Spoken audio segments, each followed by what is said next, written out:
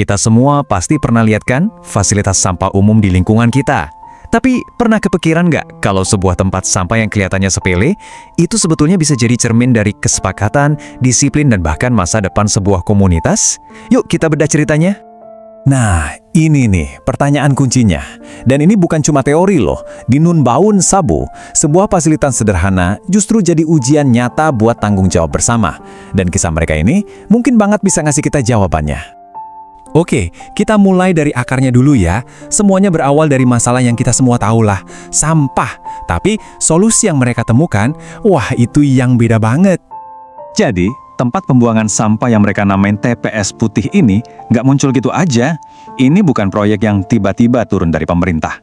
Ini tuh lahir dari musyawarah kelurahan, sebuah keputusan bareng-bareng dari warga, oleh warga, dan untuk warga. Dan coba deh lihat siapa aja yang ikut rembukan. Ini baru namanya gotong royong. Bukan cuma inisiatif 1-2 orang. Dari lurah, LPM, Pak RT, Pak RW, sampai Babensa, Babin Kamtipmas, dan Karang Taruna, semuanya duduk bareng, semuanya setuju. Ini nunjukin kalau komitmen mereka tuh serius banget dari awal. Nah, disinilah ceritanya jadi makin menarik. Lokasi yang dipilih itu bukan di tempat tersembunyi, tapi persis di samping sekolah, nempel sama ruang kelas. Tiba-tiba, ini bukan lagi soal kebersihan doang. Ini soal kesehatan, kenyamanan, dan masa depan anak-anak yang belajar di sana tiap hari. Taruhannya jadi tinggi banget. Karena lokasinya sepenting itu, ya jelas harus ada aturan mainnya dong. Nah, terus gimana caranya komunitas ini ngerancang sistem biar semuanya berjalan lancar? Wah, ini sih keren banget. TPS Putih ini bukan cuma bak sampah raksasa. Detailnya itu loh yang dipikirin. Kapasitasnya besar, ada tutupnya biar gak bau, ada spanduk informasi, bahkan ada kamera pengawas. Tapi tunggu dulu, kamera ini tujuannya bukan buat menghukum, tapi buat edukasi. Cerdas kan? Aturannya sendiri simple banget, siapapun juga bisa. Cuma 3 langkah. Ikat sampahmu, buang ke dalam wadah, dan jaga kebersihan di sekitarnya. Gampang kan? Tapi di balik kesederhanaan ini, ada fondasi kepercayaan dan kesepakatan bersama yang kuat. Dan kutipan ini rasanya ngena banget. Pengelolaan sampah memang tidak semudah membalik telapak tangan, namun tanggung jawab ini milik kita bersama. Ini kayak pengakuan gitu, kalau perjalanannya pasti nggak gampang, tapi ini adalah beban yang mau dan harus mereka pikul bareng-bareng. Ya, namanya juga aturan ya.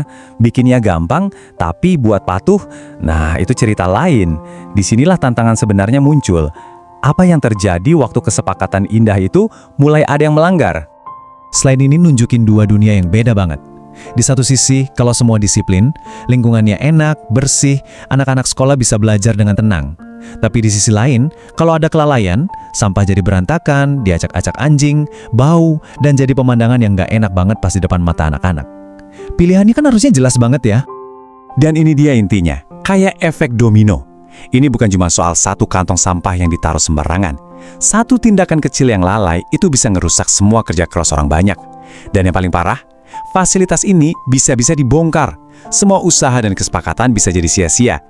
Oke, masalahnya ada, tapi bukan berarti mereka nyerah gitu aja. Justru dari sini, kita lihat gimana komunitas ini berkomitmen buat bangkit lagi dan melindungi aset berharga yang udah mereka bangun bersama. Nah, pertanyaan ini bukan cuma buat warga Nun Baun Sabu, tapi juga buat kita semua. Coba deh pikirin, di lingkunganmu sendiri, gimana caranya kita bisa mastiin inisiatif baik kayak gini bisa awet dan bertahan lama? Ternyata jawabannya itu ada di tindakan-tindakan kecil yang penuh kepedulian, saling mengingatkan tapi dengan cara yang baik ya, bukan menghakimi, mulai dari diri sendiri dulu, jadi contoh, menjaga ketertiban itu sebagai satu tim, dan yang paling penting, kalau ada yang salah, itu bukan akhir dunia, tapi jadi kesempatan buat belajar bareng. Dan ini nyambung lagi ke tujuan awal kamera dan sanksi tadi. Jadi fungsinya itu bukan buat jadi polisi, tapi lebih kayak cermin.